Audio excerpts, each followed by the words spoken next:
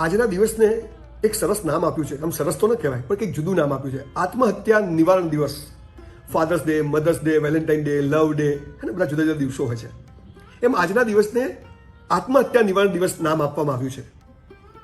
મારી પાસે છેલ્લા 5 વર્ષમાં એટલા બધા લોકો આવા જુદા જુદા પ્રશ્નો લઈને મેસેજથી, ફોનથી મને મળ્યા, અને હું નસીબદાર છું કે લગભગ 3000 જેવા લોકો મારી સાથે વાતચીત કર્યા પછી એમને આત્મહત્યા કરવાનું અથવા કોઈ ખરાબ વિચારો કરવાનું માંડી વાળ્યું. એમણે મને કહ્યું, સર હું આ છોકરીને પ્રેમ કરું છું, છોકરી ના પાડે છે.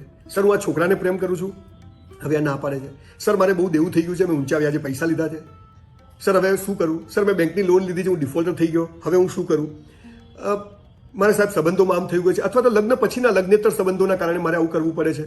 આવા જાત જાતના પ્રશ્નો જ્યારે મારી પાસે આવે છે ત્યારે હું પણ ઘણી વાર તો અચંબિત થઈ ગયું કે હું તો કંઈ આનો કોઈ માસ્ટર માણસ તો છું નહીં.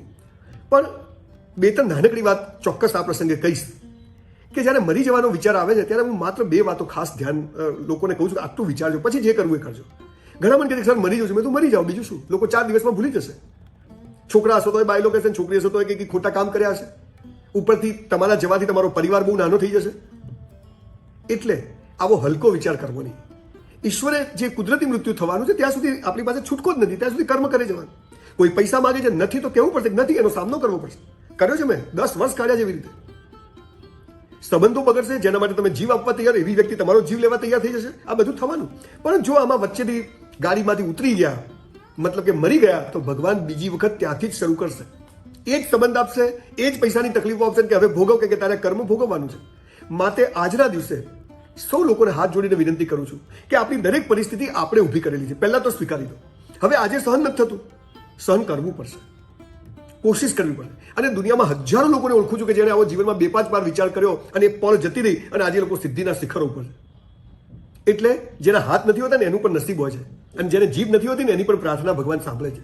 હલકો વિચાર કરશો નહીં, મહેનત કરવી, દરેકને જવાબ આપવા, આ બધું ચલાયા કરવું. અને શાની ઇજ્જત, કોની ઇજ્જત, કોણ લેશે, કોની લેશે? પેપરની પસ્તીની જેમ 4 દિવસમાં લોકો ભૂલી જશે.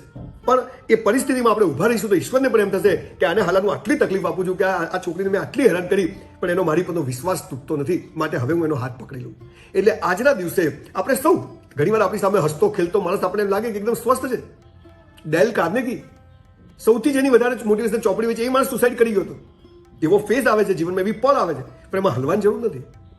ઊભા રહીશું અને ભગવાને જ્યાં ઇજ્જત લેવાનું નક્કી કર્યું હોય એ કોઈ પણ રીતે, ફિઝિકલ, મેન્ટલી, ફાઇનાન્શિયલી સામનો કરીશું, પણ હલકો વિચાર કરશું નહીં. એટલે આપણે મરી જઈને લોકો આપણા વિશે ખરાબ વાતો કરે અને એ જ કર્મ ભોગવવા ફરીથી જન્મ લેવો પડે અને ત્યાંથી શરૂ કરવું પડે. જે હું એક સરસ નાનકડી વાર્તા હંમેશા કહેતો હોઉં છું કે 2 છોકરા કાંકરિયામાં કૂદકો મારવા ગયા. મેં કીધું કેમ ભાઈ, શું થયું? મને કે ટકા ના આવે, પપ્પા મમ્મી મારશે, મરી જવું છે. મેં તું મરી જશે ને તો બધું ફરીથી ભણવું પડશે, કેમ કે ફરીથી જન્મ લેવો પડે, ફરીથી પહેલું, બીજું, 10મું, 12મું કરવું પડે. આવું બધું છે.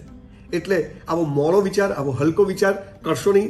ભગવાન મરદની મૈયતમાં જાય પણ બાયલાની જાનમાં ના જાય. ગમે તેવું આપણી સાથે ખરાબ થયું, દીકરીઓ છોકરીઓ હોય છે એમની જોડે ફિઝિકલી બહુ ખરાબ થયું હોય છે, કોઈ ચિંતા નથી. 1 ભૂલ કરી, 2 ભૂલ કરી, થઈ ગઈ, હવે નથી કરવી. આ પાવર સાથે ઉભા રહેવું. છોકરા છીએ આપણે, કોઈ પણ કારણે ધંધામાં કોઈના પૈસા લીધા, વ્યાજ લીધા, કંઈક મુશ્કેલી પડી, વાંધો નહીં, 5 વર્ષ કમાઈને આપીશું, પણ આપી દેવા છે, આપણે કોઈના પાડવા નથી. હું જ મારી મદદ કરી શકીશ, બાકી કોઈ મારી મદદ કરી શકશે નહીં. આ વાત લઈને જ્યારે માણસ ઊભો થાય છે ને ત્યારે દુનિયા એને રસ્તો આપી દે છે. અને તમને ખબર નથી કે સૌથી ખરાબમાં ખરાબ સમય છે ને એ જ સૌથી સારા સમયની શરૂઆત હોય છે. ઘોર અંધારી રાત પછી જ એક સરસ સવાર પડતી હોય છે. આપણો જન્મ થાય ત્યાં જ મૃત્યુ નક્કી હોય છે, અને મૃત્યુ થાય ત્યારે જન્મ નક્કી હોય છે.